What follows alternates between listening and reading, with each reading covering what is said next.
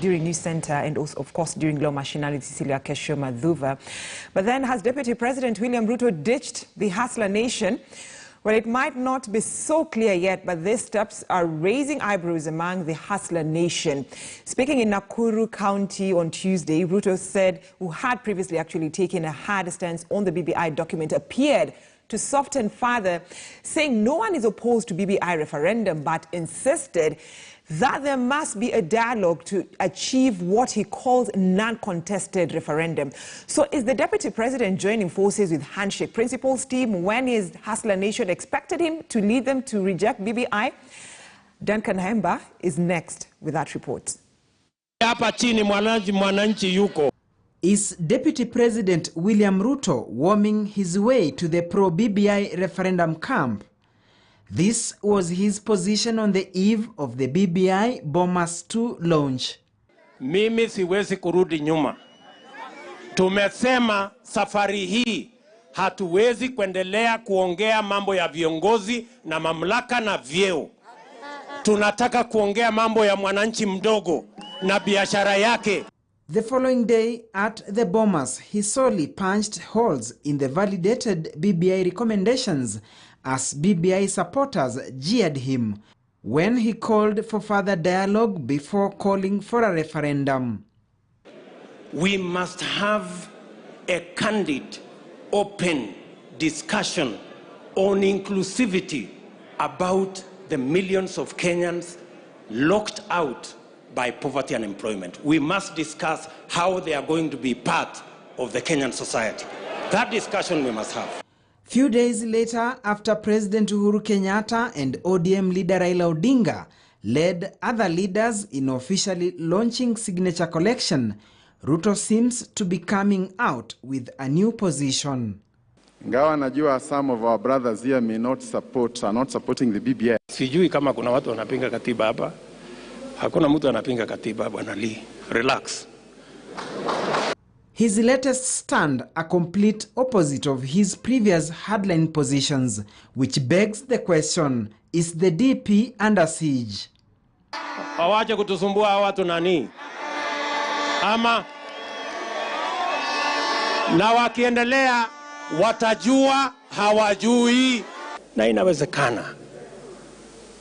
Tusisukume mtu kwa sababu wako na maoni tofauti tukamwambia wewe hufai. That's not the way to go forward. We need to come together. So has he abandoned his supporters in the wilderness given his seemingly BBI U-turn? Political commentator Javas Bigambo says the DP should not humor himself to imagine that if he chooses to support BBI, all his supporters and all those in the opposing side will join him in supporting the document. He would have to endure the pains of justifying the move. Mimi, Your Excellency, sitaki kuongea mambo ya BBI. Sisi huko Nyeri hatutaki hiyo maneno.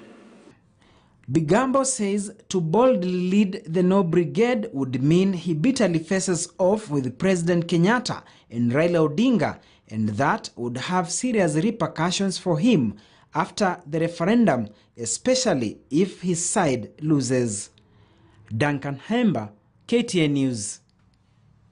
So you heard my colleague talk about Javas Bigambo, a governance expert in that story. So let me just once again bring in Javas Bigambo into this conversation, because a lot of signals have been sent out by Deputy President William Ruto, whether he'll be supporting the BBI report or not. And of course, as you've heard it, he has a lot to tell his supporters why he has seemingly decided to ditch, the Hustler Nation when it comes to rejecting the BBI, actually rejecting the no side of that BBI campaign, instead joining the team that is supposed to be driving that BBI referendum agenda. Remember, if, all the signatures are verified by the BBI and members of the county assembly, at least 24 counties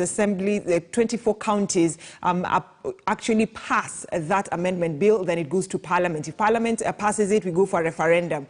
Then now that is where the road meets the rubber, where Kenyans will actually say whether they want the constitution to be changed or not. Remember, the 78 8 amendments that have been put forth by the BBI Secretariat team. And of course, this will affect 13 sections of the law of the Constitution. It has caused a lot of political uproars from different leaders. So let me bring in Javas Bigambo. And Mr. Bigambo, thank you so much for talking to us here on KTN News Center. So now who will lead the no campaign without Ruto, without the Deputy President, William Ruto? Well, thank you. First, William Ruto was not divinely chosen to lead the no campaign. But of course, given that this entire referendum is also looked at through the lenses of the succession politics, and given that there was initial opposition on his part of the BBI report and its contents, it was highly anticipated that DP William Ruto would be the natural leader of the no campaign. Now, right now, we can see that he's standing on a technically shaky ground. He is, of course, intending to move or to endorse the Constitution of Kenya Amendment Bill 2020, and he is a bit lukewarm. He's not resolved to fully endorse it. Mm-hmm. When the BBI report was launched at Bomas, DP Ruto made a very logical argument about his opposition to some of the contents of the BBI report. Some of those issues that he critically raised, and logically so, have been mirrored in the amendment bill. Though he says that not all of them, and that's why he's still calling for consensus. But now that we are here at this stage, it is very clear that this bill cannot be amended. And even the Senate answered and records are clear on that. So it cannot be amended. So for Ruto, for him, the only choice that he has are only possibly two. That he either fully endorses the BBI report, which he will be unwelcome within the proponents of the BBI. He will be an unwelcome guest. But Bigambo, why do you think the DP will be an unwelcomed guest at the team BBI? It's because, one, he has got serious political enemies on the side of the proponents, especially here the ODM brigade. Secondly, he has not warmed up at all for the past so many months to constitutional amendments. All right. In fact, he has argued that there is no wisdom to amend the Constitution. All right. So right now what Ruto needs to do is not to stick to a logical argument, is to create a fusion of logic and emotion, logical and emotional argument to persuade his supporters or his admirers to either reject this whole amendment process, because that is the only place that is unoccupied. And remember that nature hates vacuum. There is vacuum on the side of those opposing the amendments with respect to a huge political figurehead. All right. So, Bigambo, if I go by the tweet that the DP, tweeted on his social media account, of course, that is Twitter. Let me just read for you what he said. He tweeted saying, even with the signature launch, there's still a real chance at consensus for a non-divisive referendum that will give Kenyans the opportunity to express themselves without us versus them, win versus lose contest. That is the Deputy President talking. And now here we are discussing about, we do not know whether he's here, is a person for yes referendum, like let's pass the Constitution, amend it, or let's not amend the Constitution. Because if he says let's amend the Constitution, then that means he has a lot to explain to his supporters why he has decided to join the yes team. Exactly. And going by that tweet alone, the DP is a bit coy about his stance to object to the proposed amendments, because there are certain political ramifications that would come with that objection. Imagine that he leads his supporters and part of the country to reject the proposed amendments, and yet those amendments, we can see that the government side is full-hearted in terms of its support. Then he goes forth to the referendum and then loses. there will be a really bad political relationship between him and his boss, the president. And if at all the side of government led by President Kenyatta and Raila Odinga wins, then there will be, in fact, a bit of half-heartedness on his part to be sure about going into the 2020 elections with the possibility of winning. All right. Because this referendum itself is going to be a litmus test about the war chest for the 2022 general election. All right. In fact, you've even answered what I wanted to ask you, like, does this, referendum give a way forward in terms of Ruto's political support comes 2022? But you've answered that. Thank you for that. But then let me ask you, the DP says, okay, I'm somehow supporting the decision to amend the constitution through the BBI campaign. However, we are seeing his lieutenants, his foot soldiers, people like Gatundu Member of Parliament Moses Kuria. We are also seeing a Member of Parliament for Kimilili, Didmas Barasa, saying that they will lead the no campaign. So my question is, are we likely to see the DP saying, I'm with the president in terms of this BBI, but then I'll be using my foot soldiers indirectly to oppose the BBI? As it is right now, the deputy president has flown so close to the sun. And that's why the wax on his wings has begun melting. So if at all he does not come out to fully oppose the referendum, chances are that he's going to finance the opposition of the referendum. And that's why, if at all the DP was fully resolved and meant to agree to or to acquiesce with the amendments made in the bill and then to endorse the referendum, we would not be seeing the likes of his stalwarts, Moses Kuria, etc., and even Murkomen and others, the whole lot that works with him, fully endorsing. But not all of them are opposed to it. We can see, for example, even somebody like nominated Senator Millicent Omanga has thrown her weight now for the amendments, etc. What we may see here is that the side opposing the referendum, led by politicians, may not have a significant war chest, monumental war chest, to compete with this whole process. So they need the DP to complete the whole process? The DP would be very significant political weight man for purposes of giving or lending weight to this process. Right. Because he is a natural newsmaker. Of course, we can see that Honorable Martha Karua has indicated strongly that she is in opposition together with various members of the civil society, but it has not afforded that side the weight that it deserves, the political weight. All right. So now, and it's good if you brought that, because I was about to ask you now, just away from the DP, talking about I'm supporting, I'm not supporting, let's talk about some of the, the big political leaders in this country, the likes of Martha Karua. We're talking about the likes of Makueni, Governor Kivutha Kibwana, also challenging the process of amending the constitution, saying you cannot just amend 78, so you cannot bring 78 amendments to 13 sections of the law just the way you want us to amend it. There has to be a process.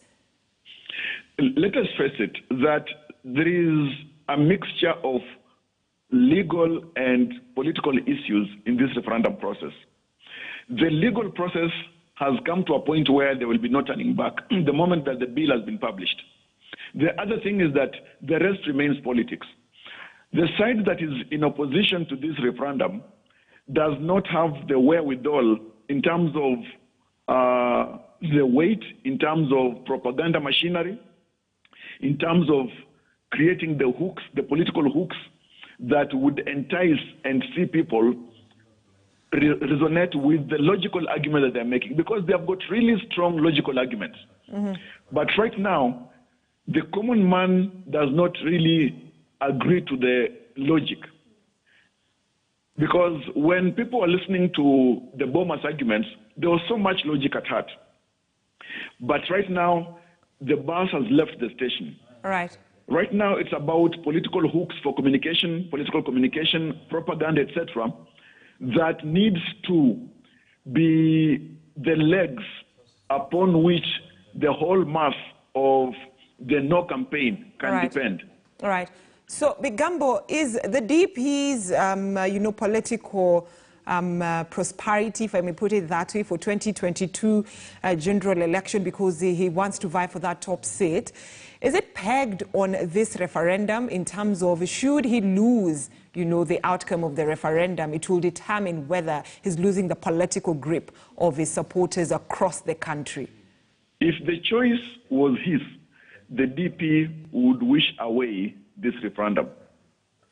And looking at it, one, it has got huge, of course, financial implications. But two, it also sucks out the energy. Regardless of the fact that it prepares him in terms of consolidating the teams and make battle formations that would help him sprint, the issue here is that if at all he makes arguments and loses again the way he lost last time, it may have huge ramifications. Remember that last time he had been a politician that was on the fringes. Right now he's a mainstream politician with huge political clout, and he's seen as the man in the arena. Of course, the other side having Raila Odinga and his team, right, and that the contest for 2022 could easily be his to lose. All right. And if he loses early enough in this referendum, then he may be punctured, he may be wounded to the extent that he may not have the power to sprint and win the 2022 general elections. So this is going to be a referendum not just for constitutional amendment, but this referendum is also going to be about the possible suitability and the possible sides. All right. Which sides could have the power, the mind, the coalition, the partnerships to move toward a possible win in the 2022 general election, especially the presidential election. Right, and as we wind up, Mr. Bigambo, in a minute, so the reason as to why the likes of Moses Kuria and Ditmas Barasa arguing that the reason as to why they're saying they will be opposing this BBI referendum, let me just read it for you. Let me give you the right quotation. They say that it does not promise to address the problems of the common Mwananchi, the hustler nation, that the DP has been driving that agenda of the hustler nation. So where does it leave Kenyans? Is this a Mwananchi-driven document or not? Because even as late as of last week, when that signature drive was being launched by the two handshake partners, not so many Kenyans had read the document. Even this moment, not many Kenyans have read the document. By the time we even go to the referendum, more than half the Kenyans may not have had the chance and the privilege to read the document. About Didmus Baraza, they should realize that, and they are politicians, that it's not a question of making sense about reading, because even if we look at the literacy levels, the issue is not the reading. The issue is the power and the approach of civic engagement or the civic education that can make people appreciate the contents of the document. Didmus Baraza, of course, seems to be prioritizing and positioning himself to be a worthy gadfly, a political irritant that does not want to choose logic and substance when engaging in such a manner that somebody can appreciate his seriousness. All right. He likes shouting from the rooftop. So they are not even helping the DP, if at all they intend to make arguments that will get to people's hearts and minds. All right. In fact, in the process, right now, the people that the DP should not put at the forefront for his political agenda are the likes of Didmus Barasa and his ilk, who cannot be taken seriously, whether at daytime or at night. All right. Thank you so much, Javas Bigambo. At that point, I'd like to say those are your sentiments on your last, pronunciation when it comes to the DP's, foot soldiers, political foot soldiers. Thank you so much. I was about to say Ditmas Barasa, but Really? Thank you so much, Mr. Javas Bigambo, for your, your sentiments and your knowledge when it comes to who will lead the campaign, when it comes to when it comes to matters BBI.